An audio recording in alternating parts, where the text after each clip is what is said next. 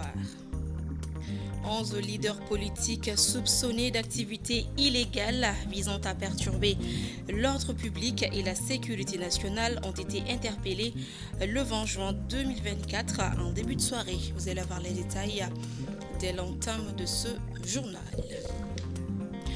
Au moins 18 cas de viol ont été enregistrés dans le cercle de Koutiala entre janvier et juin 2024 par le service local de la promotion de la femme, de l'enfant et de la famille. Une situation inquiétante pour la défenseur des droits de l'enfant.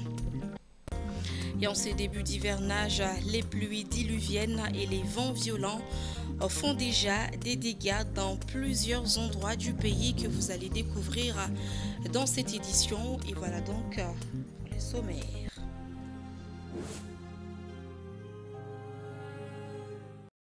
Ravi de vous retrouver pour cette nouvelle page d'infos. Bonsoir à tous et bienvenue. Je vous le disais tout de suite dans les titres, des leaders politiques en réunion au domicile de Moustapha Diko ont été interpellés le 20 juin 2024 en début de soirée.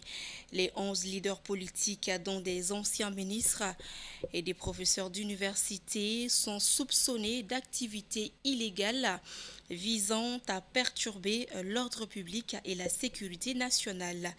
Il s'agit de Mohamed Ali Bachili, ancien ministre, de Samba Koulibaly, électronicien, de Abdraman Kourera, ingénieur téléphone, de Laya Guindo, économiste à la FSEG, de Moulay O Aïdara du parti PDS, de Moustapha Guindo, de Moustapha Diko de l'ADEMA, de Mamadou Traoré, le président du parti Union, de Amadou Maïga, vice-président RPM et professeur à l'université de Kabbalah, de Yaya Sankaré, secrétaire général de l'ADEMA PASJ, de Malé Camara du parti CNDR et de Mamadou Traoré du parti Alternative pour le Mali. Il devait être présenté aujourd'hui à un procureur. Vous serez davantage informé avec l'évolution de l'information. La presse malienne est confrontée à plusieurs problèmes, dont des assassinats et des prises d'otages. Ils sont d'ailleurs plusieurs journalistes à en être victimes. Et heureusement, cette semaine, on a eu droit à une heureuse nouvelle avec la libération de notre confrère Sori Kone, enlevé et détenu depuis janvier 2023. Le récit avec Amadou Diarra. En effet, la presse malienne est passée par toutes les émotions. D'une part, elle a été meurtrie par le décès brutal de l'ancien journaliste de Studio Tamani, Mahamadou Touré, qui officiait depuis avril dernier du côté de Bangui, en Centrafrique. Mais finalement, quelque peu consolé par la libération d'un de ses multiples otages en la personne de Sori Kone. En effet, le journaliste Sori Kone, otage depuis plus d'1 an, a été libéré cette semaine à Ségou. Jeune leader et animateur de la radio Danaya de Souban, dans le cercle de Farako, région de Ségou. Il a été libéré précisément le mercredi 19 juin 2024. Il avait été enlevé depuis le 23 janvier 2023 par des hommes armés non identifiés. Ses proches et toute la jeunesse de la localité se réjouissent de cette libération. Malheureusement, d'autres hommes restent encore entre les mains de leurs ravisseurs. Il s'agit de Amadou Nianiboli. De son retour d'un atelier de formation de journaliste en 2020, a été descendu du véhicule à Madjo, près de Somadougou, non loin de Mopti, et amené à une destination inconnue. Dans la même veine, le 18 avril 2021, Moussa Banadiko, directeur des programmes de radio R&D Boni dans le cercle de Douanza, a été enlevé chez lui et reste introuvable. Sur l'axe routier Ansongo-Gao, le 7 novembre 2023, on a déploré l'enlèvement de Salek Ak Djidou, Dizeidan et de Moustapha Kone, respectivement directeur et animateur de la radio Coton d'Ansongo, dont nous sommes encore sans nouvelles. Enfin, le 11 décembre 2023, Al-Mahadi Barazi, directeur de la radio Bonferrey de Taboy, dans le cercle de Bourem, a été lui aussi enlevé par des individus armés non identifiés. Nous prions pour le retour rapide de nos confrères sains et saufs. Les cas de viol sont de plus en plus récurrents dans les régions de Koutiala et de Sikasso. Nous avons largement parlé des cas dans la région de Sikasso et ce soir, nous mettons l'accent sur les cas de viol dans la région de Koutiala. Le service local de la promotion de la femme, de l'enfant et de la famille de la région de Koutiala dit avoir enregistré près de 20 cas de viol en seulement 6 mois. Les explications avec Assiton Diallo. En effet, selon nos confrères de Studio Tamani, le service local de la promotion de la femme, de l'enfant et de la famille de Koutiala a enregistré 18 cas de viol de janvier à juin 2024.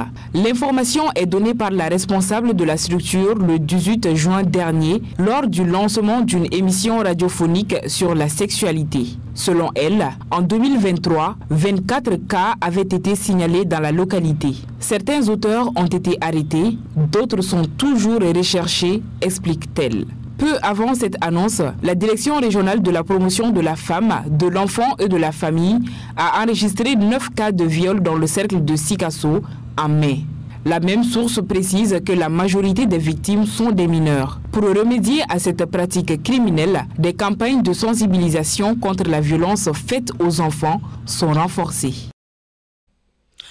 Nous allons entendre encore Assiton Diallo, cette fois-ci accompagné de Zakaria Omar Keïta pour le compte-rendu de la présentation de l'offre AFG Lisa de AFG Banque Mali ce jeudi 20 juin 2024 à Bamako.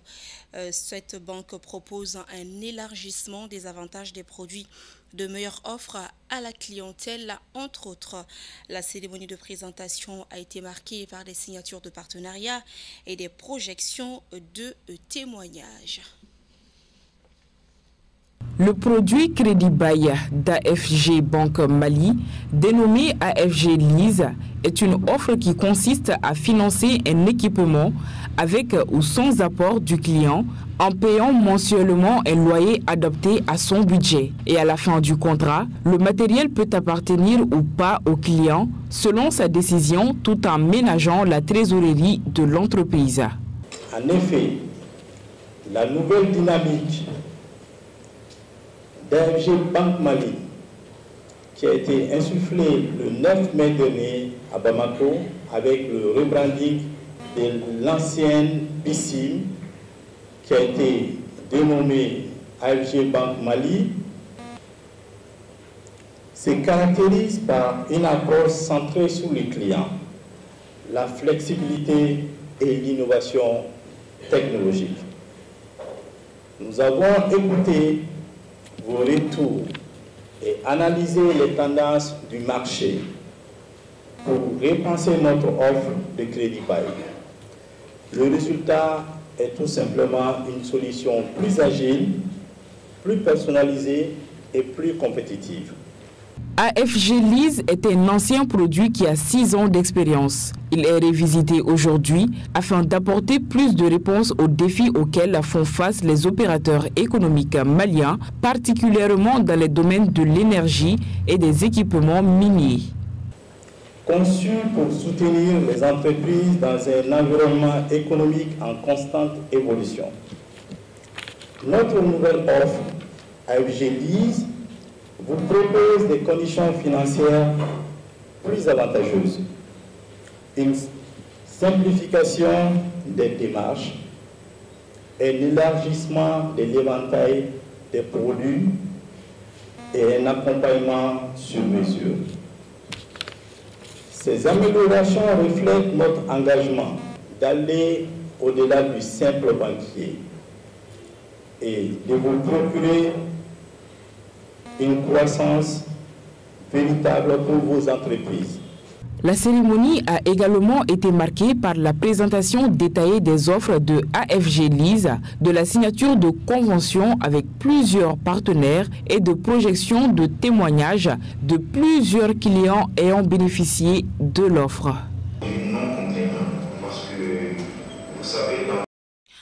Par ailleurs, à peine installé, l'hivernage fait des dégâts dans plusieurs endroits du pays. En plus des personnes foudroyées, nous avons assisté ces derniers jours à d'importants dégâts matériels dans certaines localités après des pluies diluviennes et de vents violents, notamment à Bandiagara et à Kuchala.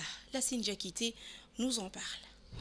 Des dizaines de maisons et 3 salles de classe avec sa direction se sont effondrées suite à une forte pluie hier jeudi à Sanga, à 45 km de Bajangara. Selon des sources locales, c'est la première pluie réussie dans la localité. Elle précise toutefois que ces fortes précipitations n'ont pas causé de pertes en vie humaine. Aussi des hangars et toits de maisons partis en l'air, des murs s'écrouler et des troncs d'arbres déracinés. Ce sont les dégâts causés par un vent violent la semaine dernière à Kuchala. Heureusement, ici aussi, on ne déplore aucune perte en vie humaine.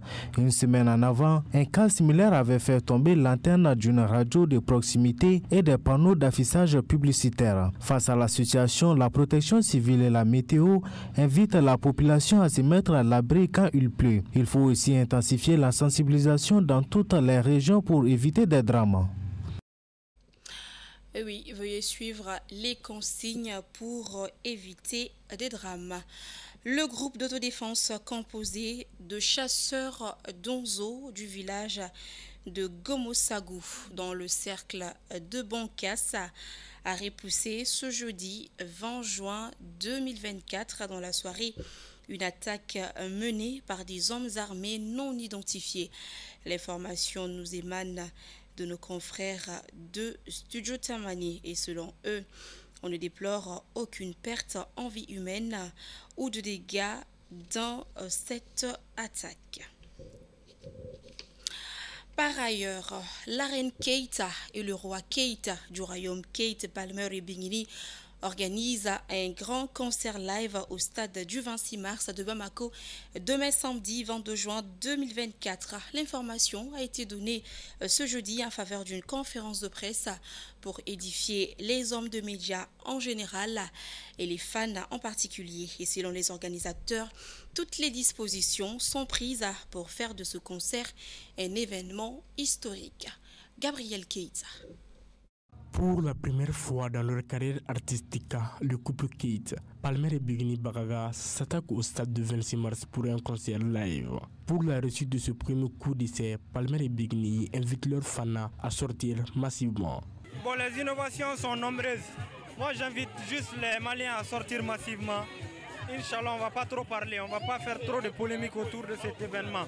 Sortez massivement, il y aura des surprises inoubliables. Il faut que les fans sortent tôt pour qu'on puisse faire un événement de taille, de qualité. Pour faire de ce concert un événement historique, aucun détail n'a été négligé par les organisateurs. Ils sont en train de prendre les dispositions. Vous savez, l'autorité même se mêle de ça maintenant pour la sécurité des personnes et leurs biens. Donc du coup, moi je pense qu'ils vont prendre les dispositions nécessaires pour bien sécuriser. Mais il faut reconnaître aussi que c'est un concert, pas de concert bien sûr des enfants, c'est un concert bien sûr des responsables. Donc les responsables vont se comporter en responsables et le comité d'organisation se comporteront en responsables. Nous ferons une activité de responsables. Le rendez-vous est donc pris pour demain samedi 22 juin à partir de 19h au stade du 26 mars de Bamako. Ça promet le grand spectacle.